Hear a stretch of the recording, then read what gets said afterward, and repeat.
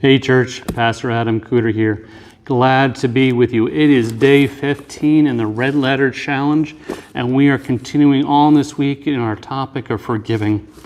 In today's challenge for day 15, Pastor Zender, he quotes that passage from Matthew chapter 7. Do not judge, or you too will be judged. For in the same way others will judge you, or you will be judged with the same measure that you use. It will be measured to you. That's a scary thing when you think about it. That in the same measure you're going to judge people, other people are going to judge you. Wow. An amazing thing I think we forget about. That God's grace is supposed to cover everything. In fact, I shouldn't say it's supposed to. God's grace, it can cover so many things. In fact, Pastor Zender's, quote for today is, if God is known for grace, how can we as his followers be known for judgment? The exact opposite. I see so much in our world today where we've got judgment, where it comes as a result of a breakdown in communication, where we stop and talk.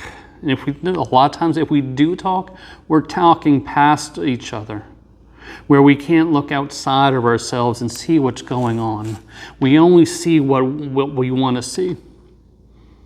And I think that's a problem. Because a lot of times what we observe isn't truly what's going on. That's why God calls us to be in community with one another. But he calls us to have some mercy and grace on other people. Because we can't often know what's going on in the lives of other people. We can't know necessarily until we spend some time with them, knowing what's going on in their lives, why they're behaving the way that they are. So God calls us to stop and to have a little bit of grace, to stop and see what the reality of a situation is. Because our job isn't to change people. That's the Spirit's job. Our job is to love on people, than to show some grace and mercy with people who desperately need it in this world. Not a big thing, and yet for some of us, we've got into some bad habits of prejudging. But I pray you're able to stop and to think, why is that person behaving that way? Maybe there's something that they need help with. Maybe I could do something. Maybe God's opening a window for you to go and help that person in a way that they need to be helped. But most importantly, God's also calling you to have a little bit of grace, to have some grace with those people and show them some forgiveness. We don't always know what's going on in their lives. And to stop and to have those conversations so you could actually know the people better, but also understand what's going on in their lives.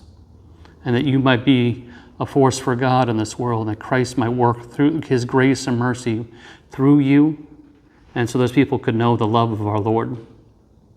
Brothers and sisters, I pray that you are continuing on in this journey strong in this Red Letter Challenge, that you're able to show that forgiveness in this world that desperately needs it. And may you always remember that wherever you go, whatever you do, you are on the King's business. God bless you all, everybody. We'll see you next time.